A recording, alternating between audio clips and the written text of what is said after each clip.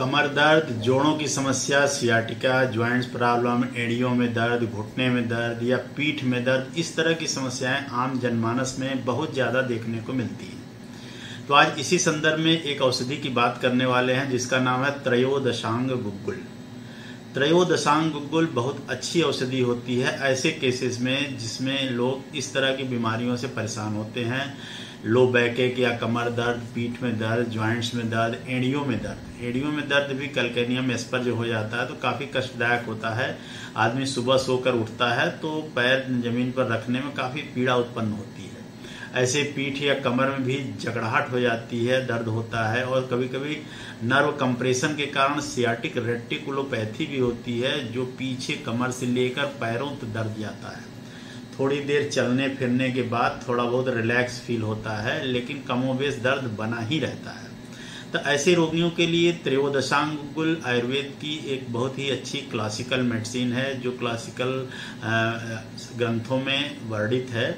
उसी के आधार पर इस औषधि को कई जड़ी बूटियों के साथ मिलाकर बनाया जाता है जिसमें बबूल की छाल, अश्वगंधा, गुड़ची, शतावरी, गोखरू या इस तरह की ढेर सारी औषधियों के समन्वय से यह औषधि तैयार करी जाती है।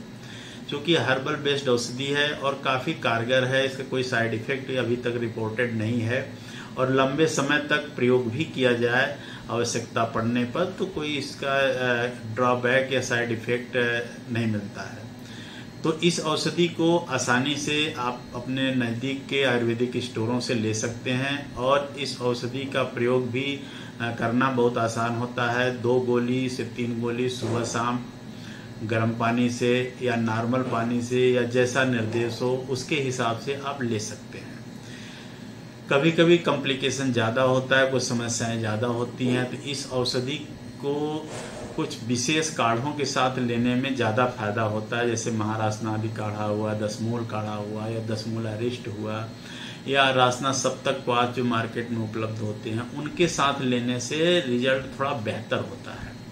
साथ ही आपकी जो बीमारी है वह कितने समय से है, किस तरह का कॉम्प्लिकेशन आ रहा है, कहीं कोई ऐसा और पैरामीटर तो शरीर में नहीं है जो डिस्टर्ब हो रहा है, जैसे बहुत ज़्यादा कैल्शियम लेवल कम हो रहा हो, ऑस्टियोपोरोसिस ज़्यादा हो रही हो, हड्डियाँ तेज़ी से गल रही हो या बहुत सीवियर नर्व कंप्रेशन आ रहा है, आपने MRI या रिपोर्ट कराई हो उसमें दिखाई पड़ रहा है, या ऐसी अवस्था में जिसमें यूरिक एसिड लेवल काफ़ी बढ़ गया हो या विटामिन डी बहुत कम हो, तो ऐसी अवस्था में उसके संबंधित भी औषधियों को चलाने की आवश्यकता पड़ती है।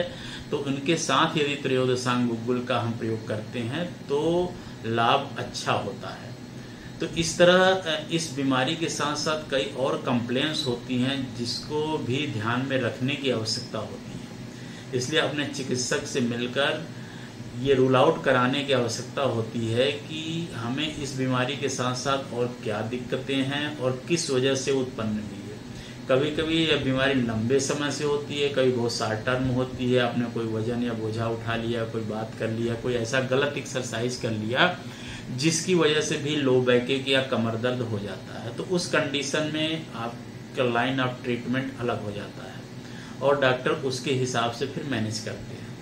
लेकिन यदि कोई पैरामीटर डिस्टर्ब है बॉडी का, कोई मेटाबॉलिक डिसऑर्डर हो रहा है या बहुत ज़्यादा आप मोटे हैं, ओबीज हैं, वजन बहुत ज़्यादा है जिसकी वजह से आपके जोड़ों पर दबाव बहुत ज़्यादा पड़ रहा है तो उसके लिए ट्रीटमेंट फिर अलग हो जाता है।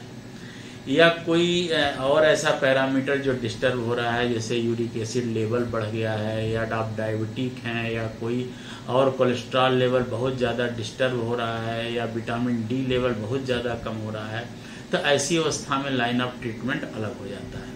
इसलिए प्रॉपर ट्रीटमेंट के लिए आपको अपने डॉक्टर से मिलने की आवश्यकता है और मिलने के बाद समुचित जो है डायग्नोसिस के बाद ही औषधि का सेवन बेहतर तरीके से करेंगे तो अच्छा लाभ होता दिखाई देता है। तो इस तरह त्रयोदशांग गुग्गुल सामान्य अवस्था में या कॉम्बिनेशन की अवस्था में अन्य औषधियों के साथ भी हर तरह से यह काफ़ी लाभप्रद है।